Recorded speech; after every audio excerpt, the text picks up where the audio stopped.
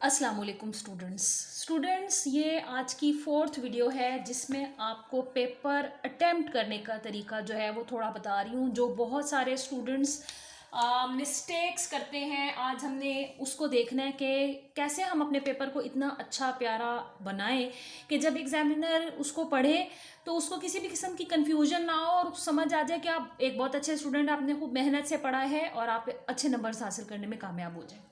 सबसे पहली बात तो ये कि अभी मैं जो बात कर रही हूँ मैं सब्जेक्टिव पेपर की बात कर रही हूँ। ऑब्जेक्टिव की पेपर की बात जो है वो हम बाद में करेंगे। सब्जेक्टिव पेपर के लिए आपको क्वेश्चन पेपर मिलता है। उस क्वेश्चन पेपर के टॉप पे लिखा होता है उम्मीदवार अपना नाम जो है वो रोल नंबर जो है वो दर्ज करें। रोल नंबर जो है वो अमूमन लिखा होता है। उम्मीदवार का मतलब है कैंडिडेट, यानी कि आप जो आप एग्जाम दे रहे हो। तो जो हमारा क्वेश्चन पेपर होता है, मिसाल के तौर पर ये क्वेश्चन पेपर है, तो इसके टॉप पर जगह बनी होगी जहां पर आपने अपना जो रोल नंबर है वो लिखना होगा। रोल नंबर दो तरह से होता है, हिंदसों में भी और लफ्जों में भी। मिसाल के तौर पर मेरा रोल नंबर है अगर 102, तो ये हिंदसे हैं जिसने मैंने इसको लिखा है। और अगर मैं इसको लफ्जों में लिखना है तो मैं इसको लिखूंगी यूं 102। तो ये आपको डिफरेंस पता होना चाहिए कि हिंदसों में यूं लिखते हैं और लफ्जों में रोल नंबर इस तरह से लिखते हैं। अच्छा, जब क्वेश्चन पेपर आपके पास आ जाएगा, आपने क्या करना है कि अपना जो घड़ी का टाइम है वो घर से पूरा अपना जो है वो सेट करके टीवी से चेक करके तो सही जो है वो करना है। और जब आप एग्जामिनेशन रूम में जाते हैं तो 15 मिनट पहले ही आपको कॉल करना शुरू कर देते हैं कि आप अपना रोल नंबर देखें, जिस सीट पे लिखा हुआ है उस पर आके आप बैठ जाएं, आप अपनी चीज़ें रख दें। फिर आपको वो आंसर शीट्स और क्वेश्चन पेपर वगैरह जो वो देना शुरू करते हैं और आपकी जो एग्जामिनर होती है वो भी आपको टाइम बता रही होती है कि इतने बजे आपका पेपर स्टार्ट कर दिया गया और आप काम शुरू कर दें। अभी मैं आपको जो बता रही हूँ वो मेन फोकस कर रही हूँ हम सब्जेक्टिव पेपर के ऊपर। तो सब्जेक्टिव पेपर का जब क्वेश्चन पेपर मिलता है तो क्वेश्चन पेपर पे अपने नाम और रोल नंबर के अलावा और कुछ नहीं लिखते। बहुत सारे बच्चे ये करते हैं कि वो क्वेश्चन पेपर के ऊपर रफ वर्क करना शुरू कर देते हैं। बहुत सारे बच्चे टिक मार्क करना शुरू कर देते हैं। बहुत सारे बच्चे चीट भी कराने की कोशिश कर रहे होते हैं, यानी उस क्वेश्चन पेपर पे कुछ लिख के अपने साथी को दिखाने की कोशिश कर रहे होते हैं और एक्सट्रीम कंडीशंस में तो क्वेश्चन पेपर भी उसको दे देते हैं। ये बहुत ही गलत बात है। अगर आप पकड़े जाएंगे तो पेपर कैंसिल हो जाएगा। आपको उस वक्त किसी की भी इस तरह से हेल्प करने की ज़रूरत नहीं है। आपको चाहिए कि आपको जो जितना आता है ईमानदारी से उसको परफॉर्म करें। तो क्वेश्चन पेपर पर ना तो रफ वर्क करते हैं, ना ही किसी किस्म के निशान डालते हैं, बल्कि सबसे पहले 2 मिनट लगा के उस पूरे क्वेश्चन पेपर को ऊपर से लेकर नीचे तक शॉर्ट क्वेश्चन, लॉन्ग क्वेश्चन आराम से पढ़ते हैं, ताकि आपको उस वक्त एहसास हो जाता है कि आप कौन सा पार्ट पहले करना चाह रहे हैं। जो आपको बेस्ट आता है आपने वो पार्ट करना है। मिसाल के तौर पर अगर आपको लॉन्ग क्वेश्चन जो है वो ज़्यादा अच्छे आ रहे हैं तो आप लॉन्ग क्वेश्चन पहले करना शुरू कर दें। अगर आपको लगता है कि आप शॉर्ट क्वेश्चन पहले करना चाह रहे हैं तो आप शॉर्ट क्वेश्चन पहले कर सकते हैं। मेरा ये मशवरा है, क्योंकि लॉन्ग क्वेश्चन में लिखना ज़्यादा पड़ता है, तो बेहतर ये है कि पहले आप शॉर्ट क्वेश्चन वाला जो है वो परफॉर्म कर लें और उसके बाद लॉन्ग क्वेश्चन के लिए जो है वो आप अपने लिए टाइम रखें। और आप घड़ी आपने बांधी हो अपनी रिस्ट पे और आप अपना टाइम जो है वो कर लें कि जितने शॉर्ट क्वेश्चन है उसको मैंने इतने टाइम के अंदर मुकम्मल करना है और फिर बाकी का टाइम मैंने लॉन्ग क्वेश्चन की तरफ जो है वो देना है। अच्छा, अब ये तो आपने किया कि जो क्वेश्चन पेपर आपको मिला उसका जो प्रिंटेड कॉलम है उसको आपने सही तरीके से फिल कर लिया। आपको जो आंसर शीट मिली जिसपे आपने आंसर्स लिखने हैं, सब्जेक्टिव पेपर करना है, तो वो एक बड़ी जो ढेर सारी शीट्स होती हैं वो सिली भी होती हैं और उसके ऊपर आपने अपना सारा पेपर परफॉर्म करना होता है। उस पर भी एक प्रिंटेड हिस्सा होता है जिसमें आपका नाम, आपकी वल्दियत, आपका रोल नंबर, आपके सिग्नेचर्स मांगे होते हैं। वो कहते हैं हम उसको कि प्रिंटेड कॉलम है, उसको भी आपने तसल्ली से आराम से 2 मिनट लगा के सही से अपना जो रोल नंबर है उसको लिखना है, अपना नाम लिखना है, उस कॉलम को अच्छी तरह फिल कर लेना। अगर आप रोल नंबर ही नहीं लिखेंगे तो आपका पेपर कैसे पता चलेगा कि ये किसका पेपर है। तो पैनिक बिल्कुल नहीं होना। क्वेश्चन पेपर देख के डरना भी नहीं है, घबराना भी नहीं है, पैनिक भी नहीं होना और रिलैक्स रहना है। उतना ही अच्छा काम होगा जितना आप अच्छा रिलैक्स रहोगे। अच्छा, उसके बाद हर बच्चा ये काम करता है कि जब आंसर बुक उसको मिल जाती है, उसने रोल नंबर भी लिख लिया, तो वो क्या करना शुरू कर देता है, एक तो क्वेश्चन पेपर पर टिक मार्क लगाना शुरू कर देता है, जो कि मैंने आपको मना किया कि आपने नहीं करना। और उसके बाद इतने मोटे मोटे हाशिए फुट्टे से लगा देते हैं कि दरम्यान में लिखने की जगह थोड़ी रह जाती है और इतनी फालतू की जगह जो है वो वेस्ट हो जाती है। ऐसा कभी भी नहीं करते।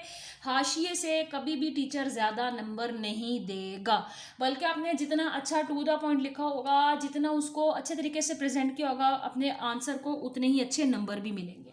तो हाशिए इतने मोटे नहीं लगाते, बल्कि इतना मार्जिन रख के लगाते हैं कि आप खुला डुला अच्छे तरीके से लिख सकें। मिसाल के तौर पर इतना हाशिया जो है वो बहुत है, फुटे से लगा लीजिए। और यहाँ इतना मार्जिन आप ज़रूर रख लें कि जब आप अपना क्वेश्चन पेपर जो है वो एंड पे अगर आप उसको स्टेपलर करते हैं तो स्टेपल आराम से सारे पेजेस को अंदर ले ले, और स्टेपलर भी अपना ज़रूर लेकर जाएं, धागों धुगों से ना बांधें। मेरी एडवाइस है कि स्टेपलर आपके पास ज़रूर होना चाहिए, आपके पास अपनी हर ज़रूरत की चीज़ होनी चाहिए जिससे आप अपना पेपर अटैच वगैरह जो है वो सही से कर सकें। अच्छा, अब हमने जो भी पार्ट शुरू किया, मिसाल के तौर पर आपने, हम क्योंकि सब्जेक्टिव पेपर हम कर रहे हैं तो हमने हेडिंग बना दी पहले पेज से आगे, जो सामने वाला पेज है, एक तो पेज है जिसपे आप प्रिंटेड कॉलम आपका बना हुआ है, वहां से पेपर ना स्टार्ट करें, उसके सामने वाले से स्टार्ट कर लें।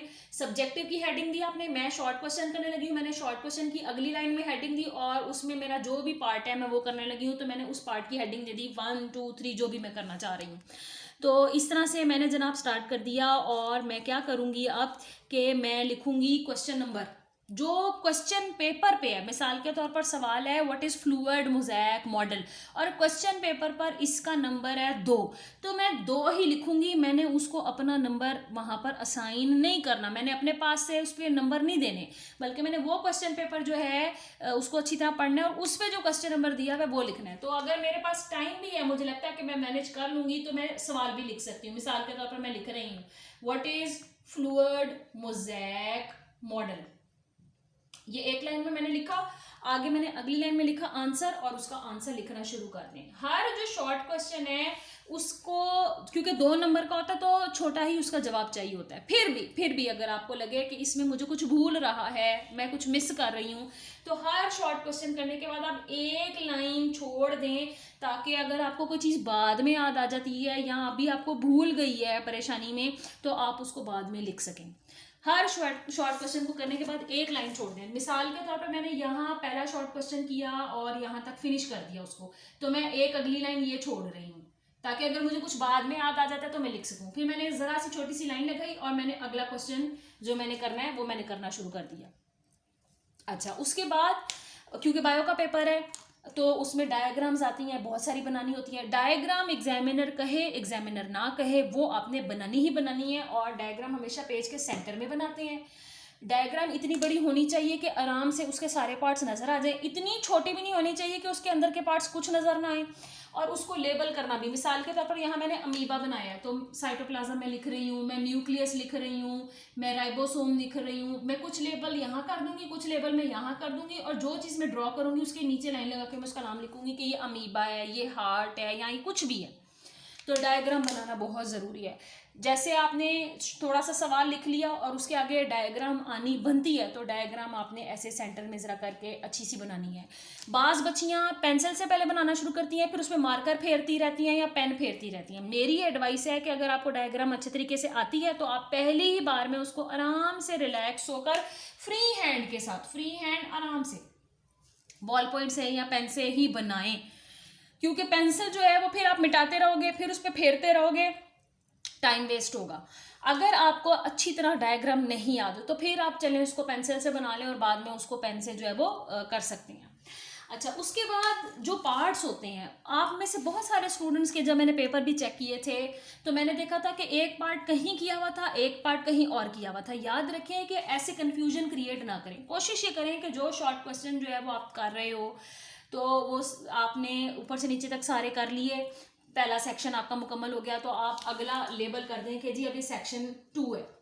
फिर उसके सारे सवाल जितने आपको आते हैं कर लें। अगर किसी एक सवाल का आपको अभी नहीं समझ में आ रही कि मुझे ये नहीं याद आ रहा या मुझे समझ में नहीं आ रही कि मुझे कौन सा परफॉर्म करना है, तो उसकी आप थोड़ी सी जगह 4-5 लाइंस छोड़ के तो अगला सेक्शन जो है वो स्टार्ट कर दें। अगर आप उसी सवाल को लेके बैठे रहेंगे और सोचते रहेंगे तो आपका टाइम भी वेस्ट होगा। तो अगला सेक्शन जो है वो स्टार्ट कर दें और उसके सारे सवाल जो है वो मुकम्मल कर लें। इस तरह आपका शॉर्ट क्वेश्चन का सारा जो सिलसिला है वो खत्म हो जाएगा और फिर आप आ जाओगे लॉन्ग क्वेश्चन पे। तो शॉर्ट क्वेश्चन में बहुत कम ही ऐसा होता है कि डायग्राम्स बनानी होती हैं, लेकिन अगर कभी कोई बहुत ज़रूरी आपको लग रहा है कि इस 2 नंबर के साथ जो है वो करनी है तो आप ज़रूर करें। उसके बाद लॉन्ग क्वेश्चन की अगर हम बात करें तो लॉन्ग क्वेश्चन को भी आपने उसी तरह करना है कि मिसाल के तौर पर, क्योंकि हर लॉन्ग क्वेश्चन के 2 पार्ट्स होते हैं, तो पार्ट ए आप करने लगे हो या पार्ट बी आप करने लगे हो, तो पार्ट ए जो है उसका आप सवाल लिख दो और उसको सॉल्व करना शुरू करो। उसमें भी जो डायग्राम आती है उसको बनाना शुरू करो। अगर कोई टेबल कोई फ्लो चार्ट आता है तो वो भी डायग्राम की तरह ऐसे बनाओ, उससे एग्जामिनर के ऊपर अच्छा इंप्रेशन पड़ता है। और होता ये है कि एग्जामिनर कहता है कि इसने थरो स्टडी की है और इसने डेप्थ में स्टडी की है। तो सवालों का ऑर्डर कोशिश करें कि आगे पीछे ना करें, तरतीब से चलें। अच्छा, कई बार ऐसा होता है कि जब आप लोग फिजिक्स केमिस्ट्री में फार्मूलाज वगैरह ड्राइव कर रहे होते हो तो आपको सही नहीं पता चलता कि क्या मैं ये सही कर रहा हूँ या नहीं। उसका तरीका ये होता है कि उसको आप पेंसिल से पहले सॉल्व कर लो, और जब आपको कंफर्म हो जाए कि मैं ठीक कर रहा हूँ तो फिर उसको पेन फेर लें। अगर आप श्योर हैं तो पहली बार में पेन कर लें। और बहुत सारे बच्चे ये रफ वर्क के लिए क्वेश्चन पेपर को यूज़ कर लेते हैं, जो कि बहुत गलत बात है। आपको चाहिए कि फिजिक्स केमिस्ट्री वगैरह के पेपर में यहाँ ब्रॉड आपने हाशिया लगाना है और उस पर हेडिंग बना देनी है रफ वर्क। तो यहाँ आपने कोई जमा तकसीम करनी है, कोई आपने क्वेश्चन की समझ नहीं आ रही कि उसको कैसे ड्राइव करना था, वो देखना है, तो वो यहाँ आप रफ वर्क की हेडिंग में कर सकते हो। इसमें कोई बुरी बात नहीं है, कोई मसला नहीं है। अच्छा, फर्ज करें कि मुझसे पेपर में कुछ गलती हो गई है, मैंने कोई लाइन गलत लिख दी है, या मुझे जो है मैंने कुछ टेक्स्ट जो है वो गलत लिख दिया जो कि मुझे लग रहा है कि इसमें आना नहीं था। तो अगर मुझे लग रहा है कि मैंने कुछ 2-3 लाइंस गलत लिख दी है, मिसाल के तौर पर ये मैंने 2-3 लाइंस गलत लिख दी हैं और मुझे लग रहा है कि ये तो मुझे कट कर देनी चाहिए, मैंने रॉन्ग लिखा है, तो बहुत सारे बच्चे क्या करते हैं कि वो काले मोटे मार्कर से इसको गोल गोल गोल गोल गोल बहुत बादल बादल से ऐसे बना देते हैं, बहुत बुरा सा उसको कचरा सा बना देते हैं। कुछ बच्चे इंक रिमूवर इस्तेमाल करते हैं, वाइटो इस्तेमाल करते हैं। इंक रिमूवर और वाइटो तो इस्तेमाल करना चाहिए ही नहीं आपको ये जो इस तरह से आप करते हो ना मैस क्रिएट, ये भी नहीं आपको करना चाहिए। क्या इसका हल क्या है? इसका सीधा हल क्या है वो मैं आपको बताती हूँ। ये देखें, अगर मैंने मिसाल के तौर पर ये चीज़ें 2-4 लाइंस गलत लिख दी और मुझे अब पता चल रहा है कि ये तो मैंने गलत कर दिया, ये तो इसमें आना नहीं था, तो क्या करते हैं कि जहाँ से शुरू हो रहा है वहाँ एक ब्रैकेट लगाते हैं, जहाँ तक मैंने गलत लिखा है वहाँ एक ब्रैकेट लगाते हैं और इसको एक तिरछी लाइन से बस क्रॉस कर देते हैं। तो एग्जामिनर समझ जाता है कि ये गलती से इसने कर दी है। तो अपने पेपर को गंदा मत बनाएं, इतना स्पेस दे के इतना खुले खुले लाइंस भी ना आप इस्तेमाल करें कि ऐसा लगे कि इसने जस्ट पेपर वेस्ट किया। इतना नैरो नैरो भी ना करें कि पेपर पढ़ते हुए जो है वो प्रॉब्लम हो। अपना राइटिंग स्टाइल भी अच्छा रखें। बेहतर तो ये है कि हर जो बच्चा होता है उसका अपना राइटिंग स्टाइल होता है। जैसे मुझे स्ट्रेट लिखने की आदत है, बहुत सारे बच्चे जो वो तिरछी राइटिंग में करते हैं, तो एक ही तरह का स्टाइल रखें। ऐसा भी नहीं कि सीधी राइटिंग में कभी लिख रहे हो कभी तिरछी राइटिंग में लिख रहे हो। सीधी आपने यानी कि अगर लिखी है तो सीधा ही अटेम्प्ट कीजिए, अगर तिरछा आप लिखते हो तो तिरछा लिखिए। साफ सुथरी राइटिंग होनी चाहिए, रीडेबल जो है वो राइटिंग होनी चाहिए, और बॉल पॉइंट से आपने उसको सारे को करना है ताकि आपका एग्जामिनर जितना साफ आप लिखोगे उतना उसको अच्छा समझ आएगा, उतना वो आपको अच्छा पढ़ के जो है वो आपको मार्किंग जो है वो कर सकेगा। अच्छा, उसके बाद जो फार्मूला वगैरह होते हैं फिजिक्स वगैरह के केमिस्ट्री की जो डेरिवेशंस होती हैं उनको एक एक लाइन छोड़कर अगर आप करके खुला सेंटर में पेपर के करेंगे तो वो नज़र भी अच्छी आएंगी, समझ भी अच्छी आएंगी और लिखने में भी आपको अच्छी लगेंगी, और आपका पेपर का जो इंप्रेशन है वो एग्जामिनर पर अच्छा पड़ेगा। पहला सवाल हमेशा शॉर्ट क्वेश्चंस करने लगे तो भी और लॉन्ग क्वेश्चन करने लगे तो भी हमेशा वो करते हैं जो आपको बेस्ट आता हो, क्योंकि पहला first impression is the last impression. पहला क्वेश्चन का जो आंसर आप जवाब देते हो ना, उससे पता चल जाता है कि एक जो बच्चा है उसने आगे कैसा परफॉर्म किया होगा। तो पहला सवाल हमेशा बेहतरीन जो आता हो ना उसको परफॉर्म करते हैं। एक और चीज़ के टू द पॉइंट जो है वो बात लिखते हैं। बाज़ जगह एग्जामिनर जो है वो बहुत लेंथी वे में एक्सप्लेनेशन मांग रहा होता है और बाज़ दफ़ा वो छोटा जवाब चाह रहा होता है। तो ये पहले आपने क्वेश्चन पेपर पे हर सवाल को पढ़ना है 2 दफ़ा और से कि इसमें मांगा क्या हुआ एग्जामिनर ने।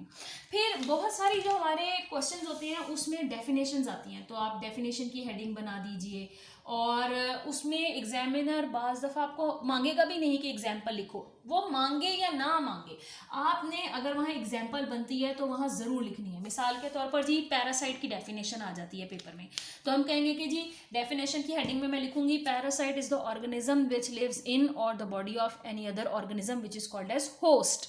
ये डेफिनेशन हो गई पैरासाइट की। अब मैं इसकी मिसाल खुद ही दे दूंगी, चाहे आपका एग्जामिनर मांगे या ना मांगे। मिसाल के तौर पर लाइस जिसे हम जू कहते हैं, मिसाल के तौर पर लीच, मिसाल के तौर पर बैक्टीरिया जो हमारे जिस्म में रहते हैं, ये सारे पैरासाइट्स की मिसालें हैं। तो डेफिनेशन जब पूछी जाए उसके साथ एग्जाम्पल बनती हो तो एग्जाम्पल लाजमी लिखते हैं। इस तरह से अपने पेपर को आपने एंड तक लेके चलना है।